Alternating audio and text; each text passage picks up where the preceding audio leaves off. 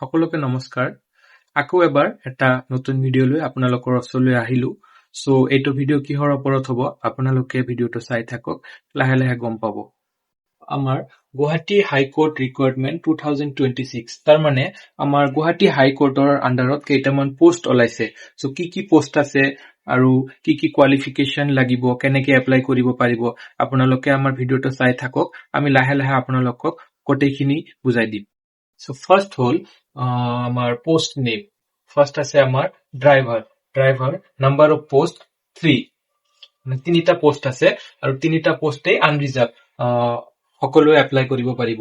তাৰপিছত ইয়াত আপোনালোকৰ কোৱালিফিকেশ্যন কি হ'ব, ইয়াত আপোনালোকৰ কোৱালিফিকেশ্যন লাগিব 10 পাছ বা HSLC আৰু ভেলিড LMV ড্ৰাইভিং লাইচেন্স। আপোনালোকৰ ভেলিড ড্ৰাইভিং লাইচেন্স লাগিব আৰু 10 পাছ বা HSLC পাছ হ'ব লাগিব, তেনেহলে আপোনালোকে ড্ৰাইভাৰৰ পোষ্টৰ কাৰণে এপ্লিকেশ্যন কৰিব পাৰিব। তাৰপিছত সেকেন্ড নাম্বাৰ হ'ল মাল্টিটাস্কিং ষ্টাফ।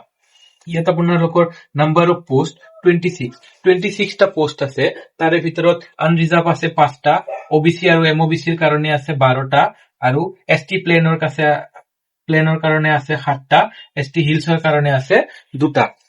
তাৰপিছত ইয়াত আপোনালোকৰ কোৱালিফিকেশ্যন কি লাগিব, কোৱালিফিকেশ্যন আপোনালোকৰ মিনিমাম 8 পাছ হ'ব লাগিব আৰু 12 পাছ হলে নহব, 8 পাছ হলে হ'ব। 8 পাছ বা 10 পাছ, 9 পাছ এনেকুৱা হলে আপোনালোকে এপ্লিকেশ্যন কৰিব পাৰিব। তাৰপিছত আপোনালোকৰ জুডিচিয়েল এছিষ্টেণ্ট, ইয়াত আপোনালোকৰ নাম্বাৰ অফ পোষ্ট আছে 8টা পোষ্ট আছে। ইয়াত 8টা পোষ্টত আনৰিজাৰ্ভ আছে 7টা আৰু ST প্লেনৰ কাৰণে ৰিজাৰ্ভ আছে 1টা। ইয়াত আপোনালোকৰ কোৱালিফিকেশ্যন কি লাগিব, ইয়াত আপোনালোকৰ কোৱালিফিকেশ্যন লাগিব গ্ৰাজুৱেট।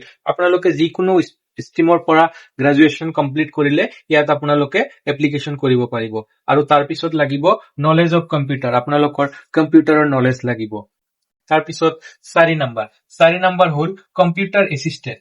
ইয়াত আপোনালোকৰ পোষ্ট আছে দুটাই আছে ৰিজাৰ্ভ, OBC আৰু MOBC ৰ কাৰণে 2টা পোষ্ট ৰিজাৰ্ভ আছে। ইয়াত আপোনালোকৰ কোৱালিফিকেশ্যন লাগিব সেম গ্ৰাজুৱেশ্যন, যিকোনো ষ্ট্ৰীমৰ পৰা গ্ৰাজুৱেট হলে হ'ব আৰু ডিপ্ল'মা এটলিষ্ট 6 মান্থছ, মানে কম্পিউটাৰত ডিপ্ল'মা লাগিব এটলিষ্ট 6 মান্থছত। তাৰপিছত এজ লিমিট আপোনালোকৰ 40 ইয়াৰ্ছ হ'ব লাগিব। যিসকলে এপ্লিকেশ্যন কৰিব তেওঁলোকৰ 40 ইয়াৰ্ছ নাইবা তাৰ তলত হ'ব লাগিব। আৰু OBC ৰ কাৰণে 3 ইয়াৰ্ছ ৰেহাই আছে, SC ৰ কাৰণে 5 ইয়াৰ্ছ ৰেহাই আছে, ST প্লেনছ আৰু ST হিলছৰ কাৰণে 5 ইয়াৰ্ছ ৰেহাই আছে আৰু PWD ৰ কাৰণে 10 ইয়াৰ্ছ ৰেহাই আছে। তাৰপিছত আহিল এপ্লিকেশ্যন ফিজ কিমান টকা দিব লাগিব। SC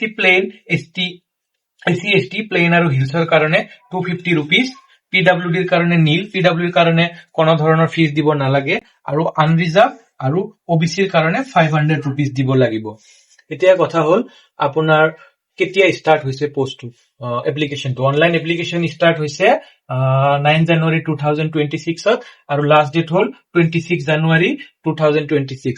9 জানুৱাৰী 2026 পৰা অনলাইন এপ্লিকেশ্যন আৰম্ভ হৈছে আৰু জানুৱাৰীৰ 26 তাৰিখলৈকে চলি থাকিব।